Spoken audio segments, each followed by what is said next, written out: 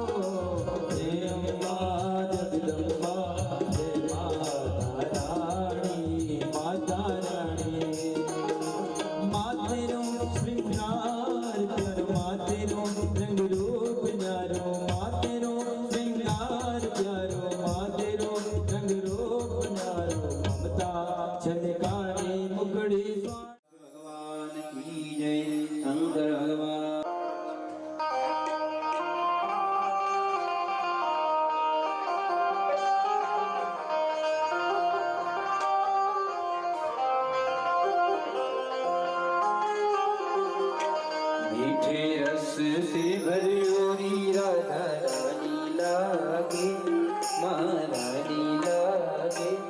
मन थारो थारो रमना जीर पानी लागे।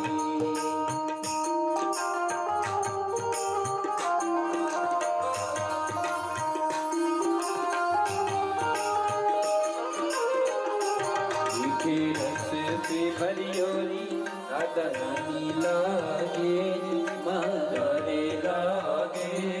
मन थारो थारो यमुना जी पानी लागे, मन थारो थारो।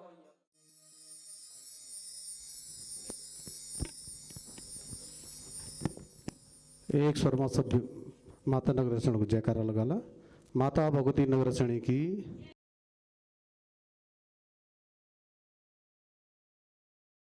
विराजमान आचार्य प्रमोद चमोली जी।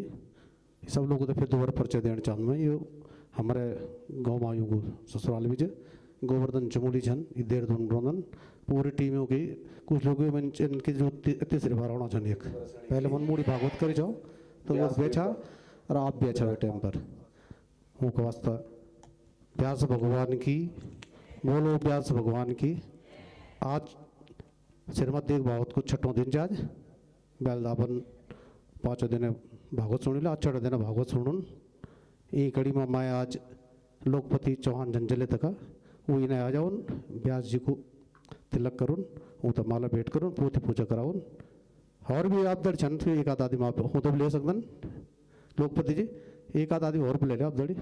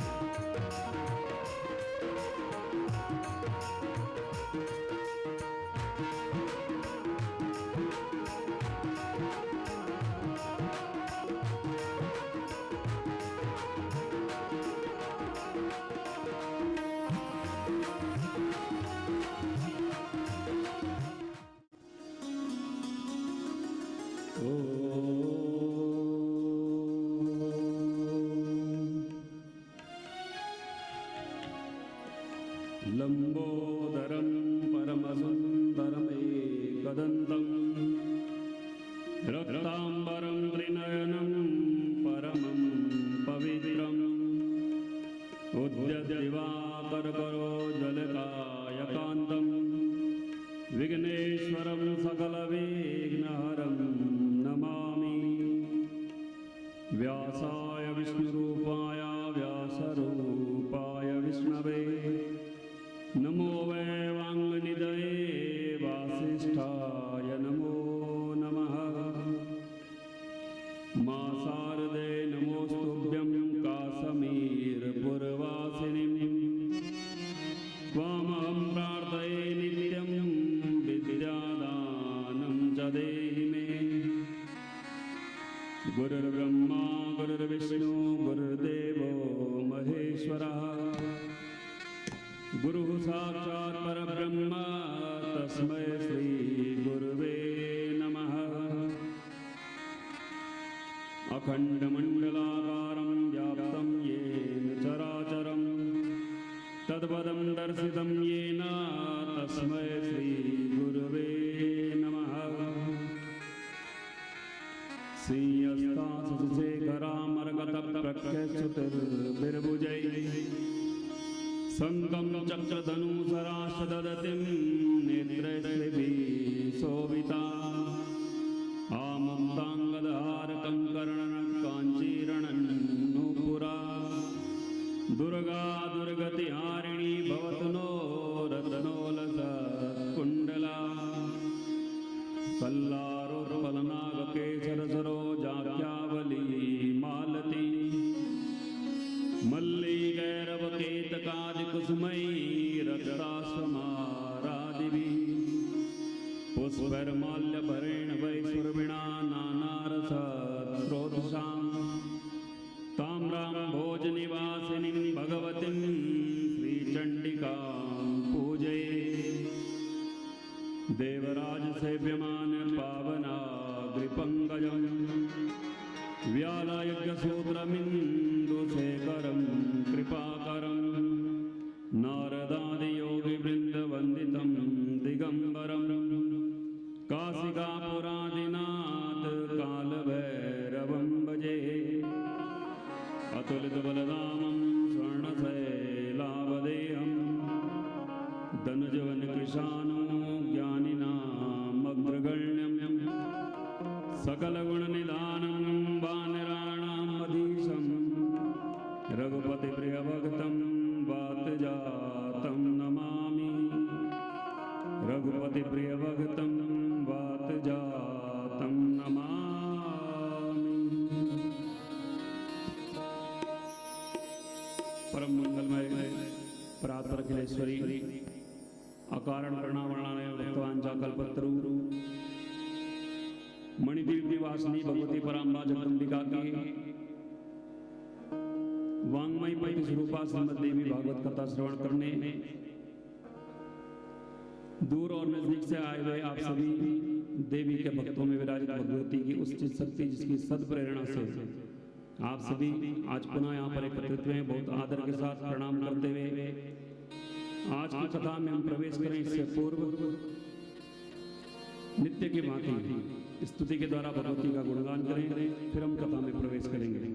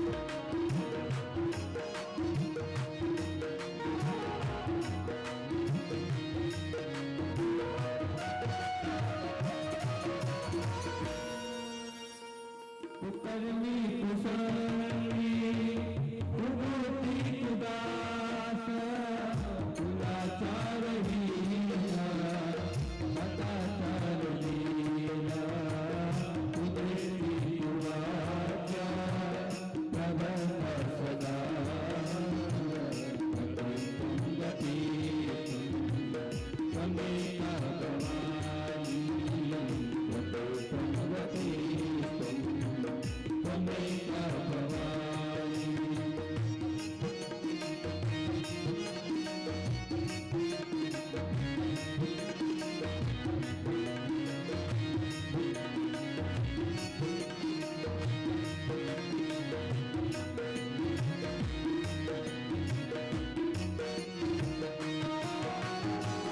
राजेशं रमेशं महेशं सुरेशं दिनेशं निधेशे परमरापदाचे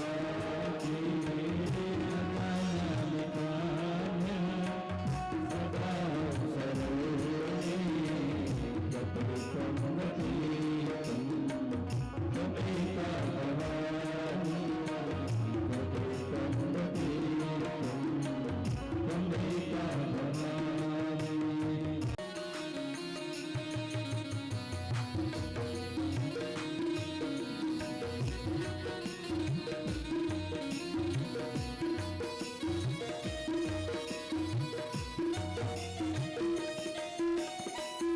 अनाथो गरीबो जरारो गयो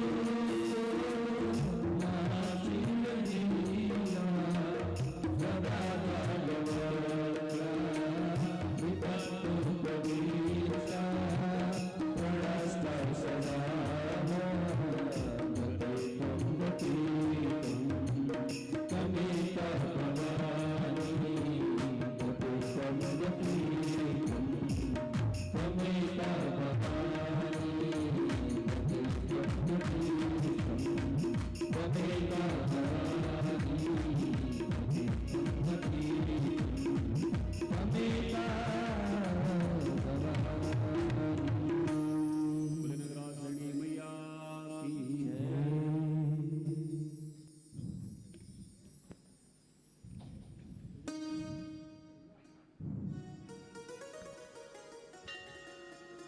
कल सायंकाल की कथा में हमने श्रवण किया प्रहलाद और नर नारायण के बीच में युद्ध।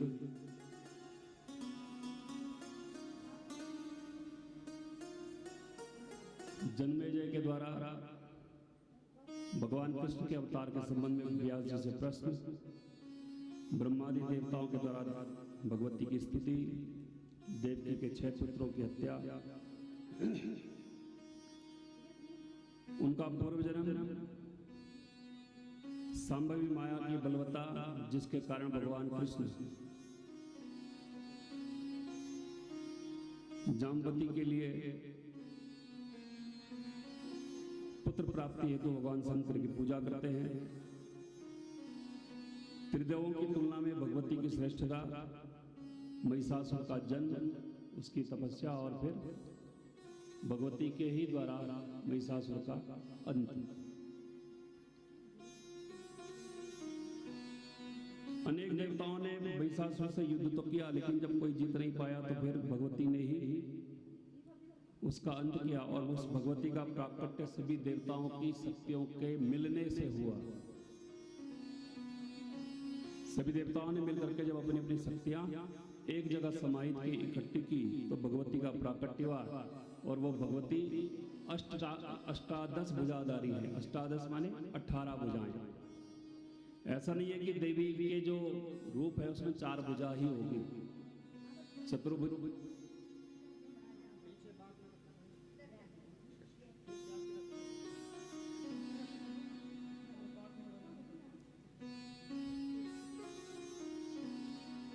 भगवती के चतुर्भुजा रूप के स्वरूप हमें दर्शन होते हैं। अष्टभुजी भी दिखाई देती हैं, 10 भुजाधारी भी हैं, 12 भुजाधारी, 16 और फिर अष्टादश भुजाधारी। और कहीं कहीं पर वर्णन मिलता है कि 24 भुजाओं से युक्त भी हैं। कोष्ठादश भुजाधारी भगवती ने महिषासुर का अंत किया। जन्मेजय राजा व्यास जी से पूछते हैं कि जब देवताओं के कार्य को भगवती ने सिद्ध कर दिया तो फिर देवी कहां गई?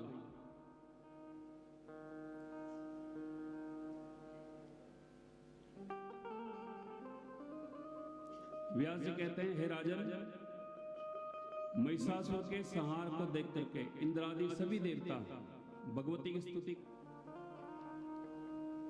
देवतागण कहने लगे कि ब्रह्मा सुजत्यवती विष्णुर इदम महेशः सत्या तवैव हरतेन चांद काले ईशानते च भवन्ति तया विहीना तस्मात् त्वमेव जगतः स्थितनाशकर्त्री।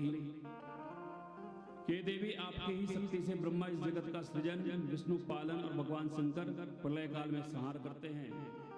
आपकी शक्ति से रहित हो जाने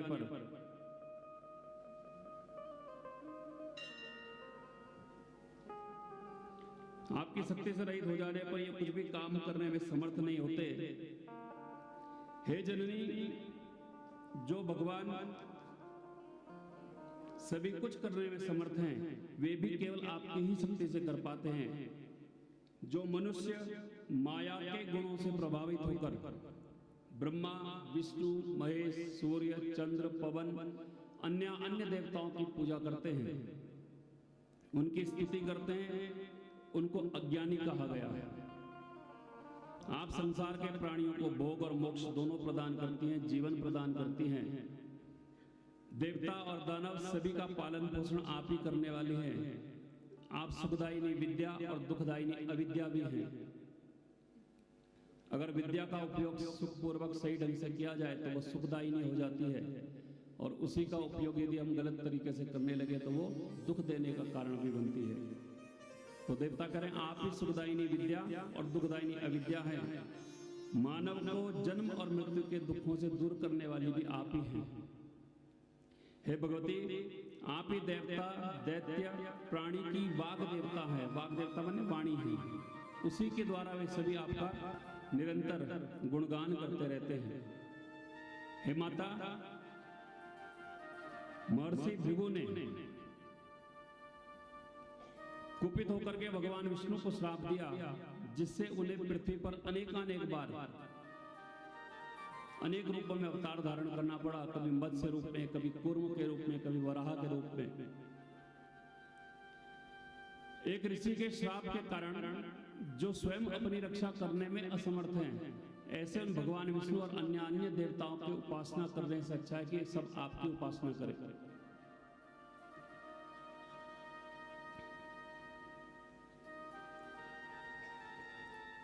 हे जननी, जब ब्रह्मा, विष्णु, महेश आदि देवता आपकी महिमा को नहीं जान सकते हैं तो सामान्य मनुष्य की तो बात ही क्या।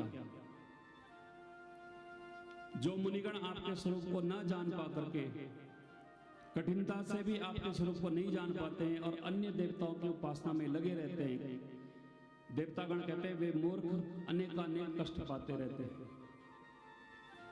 अतः शुद्ध अंतःकरण से भगवती की निरंतर उपासना करनी चाहिए। जो भगवती का निरंतर ध्यान करने में निरत रहते हैं, वे अंत में भगवती के ही धाम उस मणिद्वीप में जा पहुंचते हैं। उनकी सायुज्य और सामीप्य मुक्ति की प्राप्ति उन्हें होती है। हे माता, आपने महिष रूपधारी उस अत्यंत उग्र असुर का वध करके इस देव समुदाय को रक्षण प्रदान किया। जब वेद भी यथार्थ रूप से आपकी स्तुति नहीं कर सकते तो भला हम आपकी स्तुति, आपका गुणगान कैसे कर सकते हैं। व्यास जी कहते हैं, राजन, देवताओं ने इस प्रकार से 31 श्लोकों में भगवती की स्तुति की। देवताओं के द्वारा इस प्रकार से स्तुति करने से प्रसन्न होकर के देवी अंतर्ध्यान हो जाती हैं, अपने मणिद्वीप को वापस चली गई। जन्मेजय कहते हैं, मुनिवर, देवताओं से वंदित वह देवी वहां से स्वर्गलोक गई अथवा बैकुंठ को चली गई अथवा मृत्युलोक में ही विलीन हो गई। तो व्यास जी कहते हैं, मैंने अभी आपको कहा कि वो अपने मणिद्वीप चली गई। व्यास जी कहते हैं, रमणीय मणिद्वीप का वर्णन मैंने पहले भी किया है। भगवती का वह निरंतर नित्य क्रीड़ा स्थल है जहाँ पर देवी अपनी अनुचरियों के साथ सदैव विद्यमान रहती हैं। उस मणिद्वीप का विस्तार से वर्णन पहले किया जा चुका है। परम सुंदर अमृत सागर के बीच में वह मणिद्वीप स्थित है और उस मणिद्वीप में जगदम्बा अनेकों रूपों में निवास करती हैं। उनकी सखियां, उनकी सहचरियां, अनुचरियां उनके साथ रहती हैं, जो निरंतर उनकी सेवा में तत्पर रहती हैं। देवी पुनः वापस वहीं पर चली गई और अंतर्ध्यान हो गई। उन सर्वेश्वरी भगवती देवी को अंतर्निहित देख करके देवताओं ने सूर्य वंश में उत्पन्न महाबली और सभी शुभ लक्षणों से सुसज्जित अयोध्यापति शत्रुघ्न नाम के एक पराक्रमी राजा को महिषासुर के स्थान पर दैत्य का राजा बना दिया। ये शत्रुघ्न भली प्रकार से दैत्यों के ऊपर राज करने लगा और इस प्रकार से देवतागण उसको उस राजगद्दी पर बिठला करके अपने अपने स्थानों की ओर प्रयाण कर जाते हैं। व्यास जी कहते हैं, राजन, पूर्व काल में शुंभ और निशुंभ नाम के दो असुर भाई थे। वे दोनों भाई पाताल से इस पृथ्वी लोक पर भूमंडल पर आकर के इधर उधर विचरण करने लगे। चारों ओर इस तरफ देख करके कि सुंदर वन उपवन इत्यादि यहाँ पर हैं, बहुत अच्छा मीठा सुमधुर जल पीने को उत्पन्न है। ऐसी स्थिति को देख करके वे दोनों इस जगह को देख करके मोहित हो गए और फिर कुछ ही समय में जब वो युवावस्था को प्राप्त हुए तो जगत पावन पुष्कर नाम के तीर्थ में जाकर अन्न और जल का परित्याग करके उन्होंने तपस्या करनी आरंभ की। वर्षाणाम अवितम यावद् योग विद्या परायणौ एकत्रैवासनं कृत्वा ते पाते परमं तपः। कि 10,000 वर्षों तक निरंतर उन्होंने उस पुष्कर तीर्थ में अन्न जल त्याग करके भगवान की तपस्या की। अब हम पुराण कथाएं सुने, किसी भी पुराण को हम सुनते हैं तो एक चीज सामने आती है हमेशा कि दैत्यगण तपस्या बहुत करते हैं, देवता तपस्या नहीं करते, दैत्य तपस्या करते हैं। और दैत्य जब तपस्या करते हैं तब उनको वरदान की प्राप्ति हो जाती है देव भगवान से, चाहे वो ब्रह्मा जी से वरदान प्राप्त करें अथवा भगवती से करें अथवा भगवान शंकर से वरदान की प्राप्ति ले लें। लेकिन दैत्य तपस्या बहुत करते हैं, कठिन तप लंबे समय तक करते हैं। देवगण तपस्या नहीं करते लेकिन फिर भी वो बलवान रहते हैं। परंतु जब दैत्यों को वरदान की प्राप्ति हो जाती है तो उसके बाद वो स्वर्ग पर सीधे चढ़ाई करते हैं और हर बार देवता स्वर्ग छोड़ करके भाग जाते हैं। हर कथा यही कहती है। इसका अर्थ क्या है? मनुष्य को निरंतर भगवान का ध्यान करते रहना चाहिए, तब देवताओं के आशीर्वाद की प्राप्ति होती है। और जब देवताओं का आशीर्वाद मिलेगा तो हमारे कार्य स्वयं सिद्ध होते चले जाएंगे। अब हमारी क्या भक्ति, हमारी भक्ति ऐसी है समय को देख करके होती है। किसी एक को पकड़ करके हम पूजा नहीं कर रहे हैं। नवरात्र आया तो देवी की पूजा करनी आरंभ की, शिवरात्रि आई तो शिव जी की कर ली, और जन्माष्टमी आई तो भगवान कृष्ण की कर ली। ऐसे हमारी भक्ति समय समय पर बदलती रहती है। शास्त्र कहता है कि एक को साधना चाहिए, किसी भी एक को, कि एक है साधे सब सदे सब साधे सब जाए। हम हर किसी से अपेक्षा रखेंगे कि ये वाला भगवान हमारी बात पूरी कर देगा तो इसकी पूजा करते हैं, तो कभी नहीं होगी। किसी एक को ही पकड़ करके रखेंगे तो अवश्य पूरा हो जाएगा।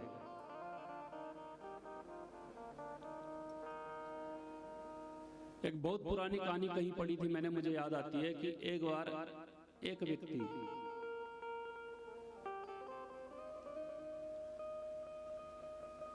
अपने कुछ मित्रों के साथ, 4 धर्मों के लोग, हिंदू मुस्लिम सिख ईसाई चारों, चल पड़े कि चारों मित्र एक साथ जाते हैं और समाज में एक अच्छा संदेश पहुंचाएंगे कि हम सबको मिलजुल के रहना चाहिए। लड़ाई झगड़े में क्या रखा है?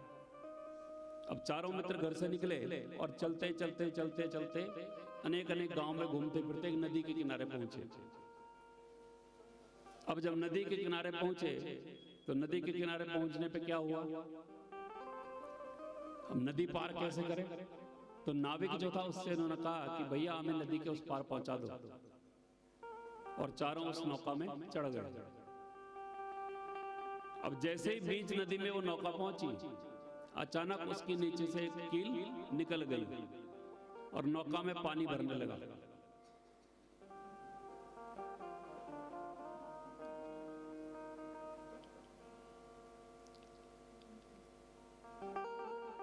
जब नौका में पानी भरने लगा तो चारों मित्र घबराए।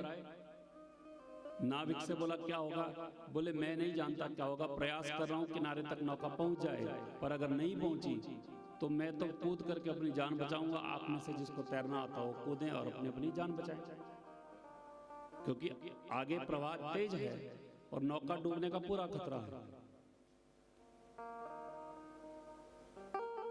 अब चारों ने जब ये सुना तो सबसे पहले जो सरदार जी थे उन्होंने वाहिगुरु जी का नाम लिया और कूद मारी और तैर के किनारे चले गए। अब जो ईसाई था उसने भी फादर को याद किया, जीसस क्राइस्ट को याद किया, कूदा और पार चला गया। नौका आगे की ओर बढ़ी रही है। फिर जो मोहम्मदन था उसने भी अपने उसको याद किया ऊपर वाले को, और वो भी पार हो गया। अब बच गया उसमें कौन? हिंदू।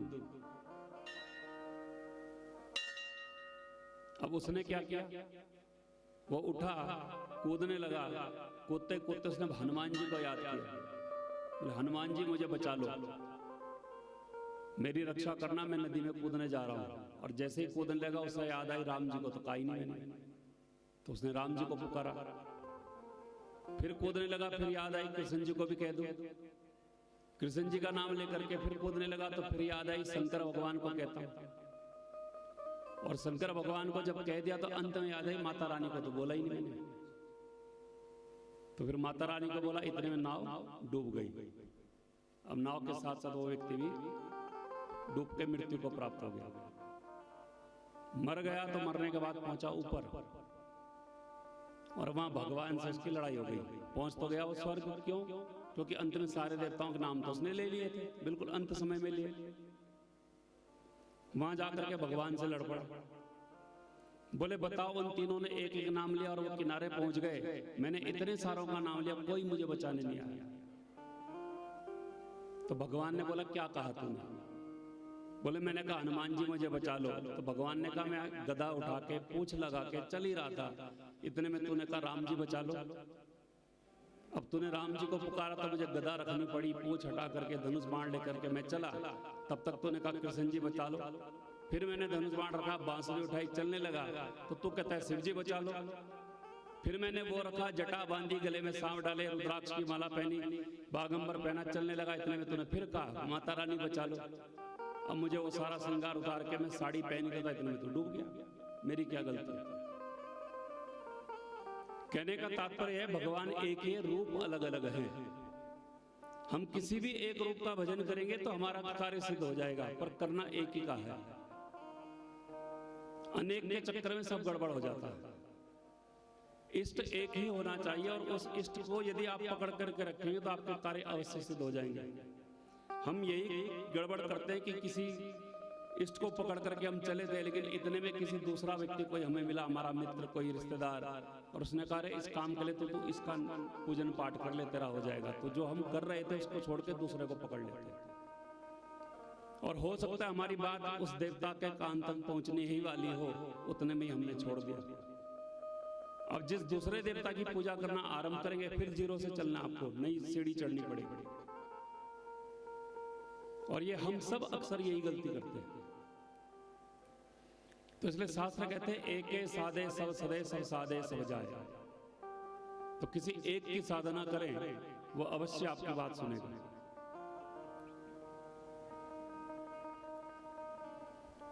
तो यहां पर इन दोनों ने शुंभ और निशुंभ ने 10,000 वर्षों तक तपस्या की पुष्कर तीर्थ क्षेत्र में, और जब इनकी तपस्या कठिन हो गई तो पितामह ब्रह्मा प्रसन्न हुए। ब्रह्मा जी के प्रसन्न होने पर ब्रह्मा जी प्रकट हुए और इनसे कहा कि तुम क्या चाहते हो, इतना कठोर तप क्यों कर रहे हो? जो भी तुम्हारा अभिष्ट वर है तुम मांग लो। तुम दोनों के तपोबल को देख करके मैं तुम्हारी अभिलाषा को पूर्ण करने के लिए यहाँ पर आया हूँ। ब्रह्मा जी को देख करके दोनों भाई बड़े प्रसन्न होते हैं, कहने लगे कि अवध्यम त्वम कृपा सिंधो देहिनो वांछितम वरम, कि हमें ऐसा वरदान दो हम किसी के भी द्वारा मारे ना जा सके, किसी के भी द्वारा। भगवान ब्रह्मा कहते हैं कि ऐसा तो संभव नहीं है, किसी न किसी रूप में मृत्यु तो होगी। तो इन्होंने मन में विचार किया और विचार करके एक बात निकाली कि नारी बलवती काशी यानो नासम करिष्यति न विविवा स्त्रिया कामम त्रैलोक्ये सचराचर है, कि नारी बलवान नहीं होती है। तो मुझे हम दोनों भाइयों को आप ऐसा वरदान दे दीजिए कि हमें स्त्रियों से तो कोई डर है नहीं। तुम स्त्रियों के द्वारा तो मरने की चिंता नहीं करते, क्योंकि स्त्रियां हमारे ऊपर किसी प्रकार से कोई प्रभाव डाल नहीं पाएंगी, हम बहुत बलशाली हैं। लेकिन आप ये वरदान हमें दीजिए कि कोई भी देवता, दानव अथवा मनुष्य हमारे को मार ना सके। ब्रह्मा जी तथास्तु कह करके वहां से अंतर्ध्यान जो चक्कर काट रहे हैं। तो यदि हम इस ब्रह्मांड से बाहर जाएं तो जो ब्रह्मांड के बाहर से जाकर के देखने पे आकार हमें दिखाई देता वो भी शिवलिंग का ही आकार है। तो छोटे से छोटा कण भी भगवान शंकर और बड़े से बड़ा ब्रह्मांड को बाहर से भी देखें तो वो भी भगवान शंकर। तो इसलिए कहा संसार सारम, फिर भुजगेंद्र हारम, गले में नागों की माला को धारण करते हैं। सदा वसंतम हृदयारविंदे, अपने भक्तों के हृदय रूपी कमल में सदा निवास करने वाले ऐसे भगवान शंकर को भगवती पार्वती के सहित हम प्रणाम करते हैं। भवम भवानी सहितम नमामि। ये देवतागण वहां से जाकर के देवगुरु बृहस्पति को वो बात बताते हैं। देवगुरु बृहस्पति के कहने पर सची की तरफ से नहुस को यह संदेश भिजवाया जाता है कि यदि आप सप्त ऋषियों की पालकी में बैठ करके आओगे तो मैं आपकी हो जाऊंगा। अब नहुस ने सप्त ऋषियों को आदेश दिया कि मेरी पालकी उठाओ। सप्त ऋषियों ने नहुस को पालकी में बिठलाया और उस पालकी को उठा करके सची के पास जाने लगे। अब ये मूर्ख है, कौन? नहुस। मूर्खता में आकर के ये उनको कहता है सर्प सर्प। सर्प माने जल्दी जल्दी चलो, जैसे सांप चलता है। कामातुर है, जल्दी जाने के लिए उन सभी से कहता है। और जब इस प्रकार से कह रहा है तो आगे चल रहे ऋषि अगस्त्य को इसने अपने पैर से लात मारी। एक बार जब लात मारी तो ऋषि अगस्त्य ने कुछ नहीं कहा, लेकिन दोबारा से उसने जब लात मारी और सर्प सर्प कहा तो ऋषि अगस्त्य को क्रोध आया और उन्होंने कह दिया तुम सर्प सर्प कहते हो, जाओ तुम इसी क्षण सर्प रूप धारण करके पृथ्वी लोक में जा पहुंचो। और ऋषि अगस्त्य के श्राप से वो उसी क्षण उस पालकी से निकल करके भूमि पर गिरा और सर्प के रूप में परिवर्तित हो गया। तो नहुस इस प्रकार से वहां से पदच्युत हुआ और भूमि पर आ गिरा। ऋषि कहते हैं, ऐसा कहते जब नहुस भूमि पर गिर पड़ा तो इंद्र ने सरोवर से आकर के पुनः अपना इंद्रासन प्राप्त किया और उस इंद्र के आसन पर बैठकर वो पुनः राज्य चलाने लगा। इस प्रकार से आज की कथा को हम यहीं पर विराम देते हुए, क्योंकि 3-4 मिनट ही बचे हैं, पंत जी कुछ बताएंगे आपको कल का, और उसके फिर बाद आरती करेंगे। बोले नगरासनी मैया की जय।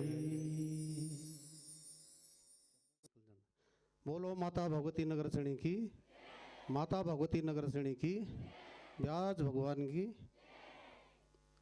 बोल 7वां दिन डालो, बोल से पार्वती को भी बोलो। ये जो आप पंडाल देखना जाने को इच्छा टेंट हाउस श्रीनगर कुछ हमारे बीच में होगी धर्मपत्नी जन, ये सैला नोटियाल जन, ये टीचर भी जन, अध्यापक भी जन, भगवान का बहुत बड़ा भगत जन। ये जो दीपक नौटियाल छन दरियो का छन वो कोई बहुत बड़ा घर बटे कोई इन्नी चौकी होता कोई बहुत बड़ा कोई पैसा मिलो लो ये मिलो उन अपना बलबूता पर बहुत बड़ो इधर बड़ो ढांचो खड़ा करे आप देख ले श्रीनगर उधर बड़ो चाँद होटल जो इधर बड़ो उनको वेडिंग पॉइंट च इनका वास्ता बहुत बहुत धन्यवाद।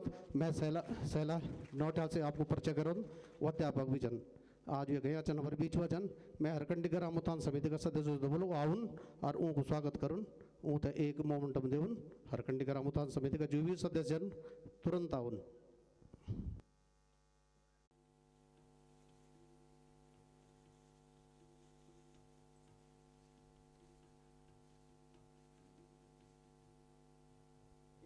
एक सॉल भी उड़ा देने थे ये जो चित्र जी ये पहले बात लोगों का दिखाओ नहीं थे आप सैला ऊँ दिखाओ नहीं चित्र थे ये पहले मंदिर इन जो नगर सेंड को देखा इन्हें पब्लिक का दिखाओ जरा राम भरोसे जी थोड़ा सी आप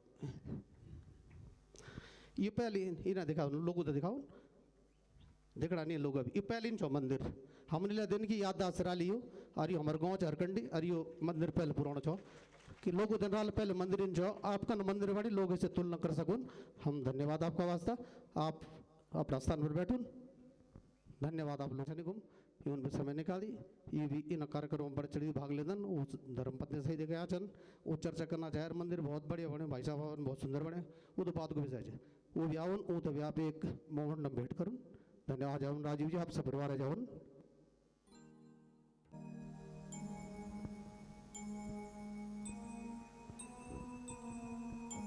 जोरदार ताली हो जाने को वास्ता श्री राम ज्वाला सब जोड़ने वाले राजीव जी चनी इस सब धर्मपत्नी सब परिवार यहाँ चन ये उनका अपना समय निकाल फिर दुकानदारी छोड़ दे बहनी माता का बहुत बड़ा भगत चनी और यो निरंजन एक यो को वास्ता जोरदार ताली जाऊन धन्यवाद आप लोगों को वास्ता। राजीव जी मैं निवेदन को आप बैठून आज जो मुख्य जजमान हम मुझा वो चाह देवेंद्र प्रसाद कुकसियाल जी वो आज जो एक टेंटेटिव जो खर्चा तो हमारे एक हिसाब लगे जो भाई जो जजमान बनने चालू मुख्य जजमान हुए तही था तो आज मुख्य जजमान चाह आरती उठने शुरू हुई सातवां सैलारानी भी वो तो बोलो मैं वो भी आउन राजीव जी आउन एक बने आरती शुरू दुई आरती चल एक आरती को पकड़ना और एक आरती जो डांग से लेकर अर्पण को खोला बोलदन सुमड़ी माँ आज उनकी बारी आज केवल डांग से लेकर पने को खोला कुछ जो लोग चल वही आरती माला अन्य लोग नहीं आला व्यवस्था बने अगर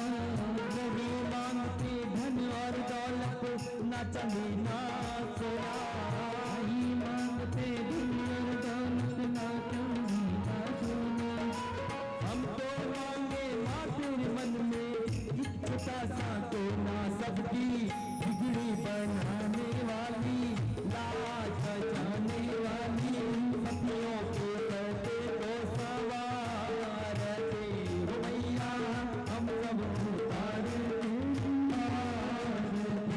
हम पे तो है जगदम्बे वाली ये दुर्गे खप्पर वाली ये कौन गाए भारती मैया हम सब उतारे तेरी आरती अम्बे तू है जगदम्बे काली है दुर्गे खप्पर वाली तेरे ही कौन नामे भारती मैया हम सब उतारे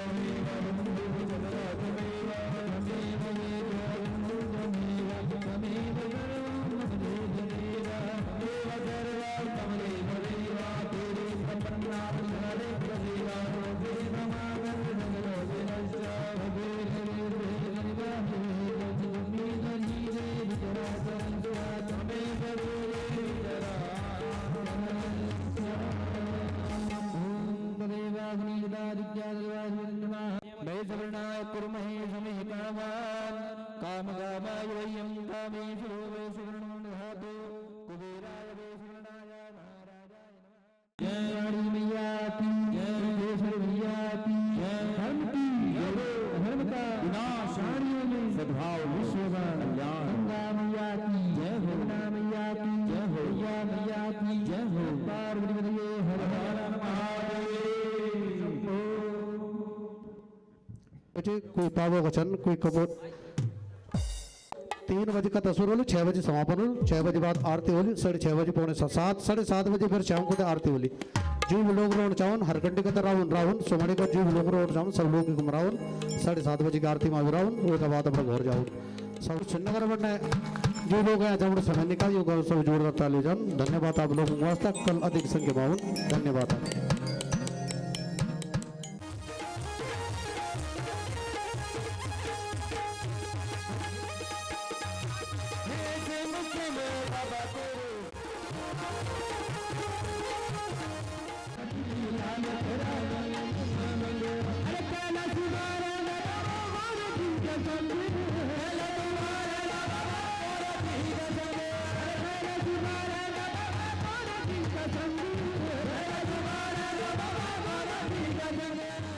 मंगलो